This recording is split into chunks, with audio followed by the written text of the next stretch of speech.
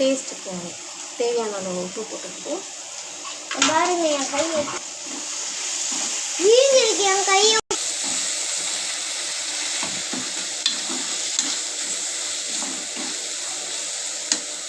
தக்காளி 1/4 ஸ்பூன் மஞ்சள்தூள்,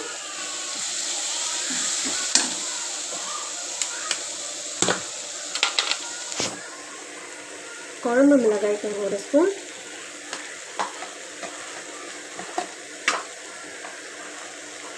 லைட்டாக கலருக்கும் காரத்துக்கும் தனி மிளகாய் தூள் 1/2 ஸ்பூன். இப்போ நல்லா கிண்டிட்டு தேவையான அளவு தண்ணி சேர்த்துக்கணும்.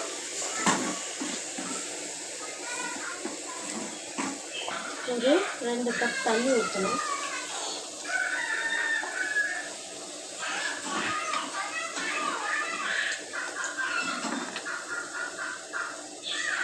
தண்ணி நல்லா கொதிச்ச உடனே கடலைப்பருப்பு எடுத்து போட்டு 2 நிமிஷம்லேருந்து 3 நிமிஷத்துக்கு வேக விட்டா சென்னை ஸ்டைல் வடைகறி ரெடி.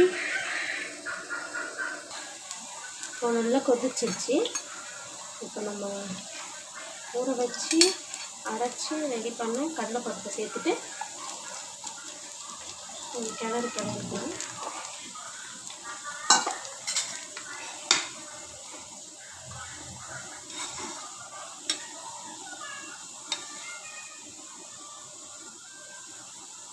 இது ஒரு 2லேருந்து 3 நிமிஷம் நல்லா வேகணும்.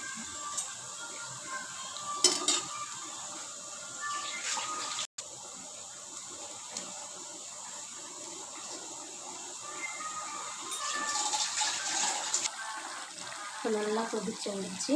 இது மேலே கொஞ்சம் மல்லித்தலையை சேர்த்து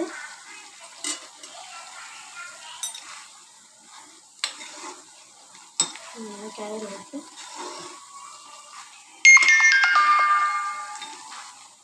ஆஃப் பண்ணிவிட்டு வடைகறி ரெடி. இது கூட சைட் பை சைடு நான் இட்லியும் வேக வச்சிட்டேன். கூட சூடான இட்லி,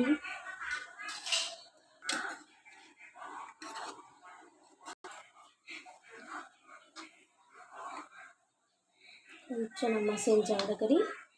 நான் ஈவினிங் ஸ்நாக்ஸுக்கு வடை பண்ணியிருந்தேன், அதுவும் இருக்குது. அது ரெடி. தேங்க்யூ ஸோ வாட்சிங்.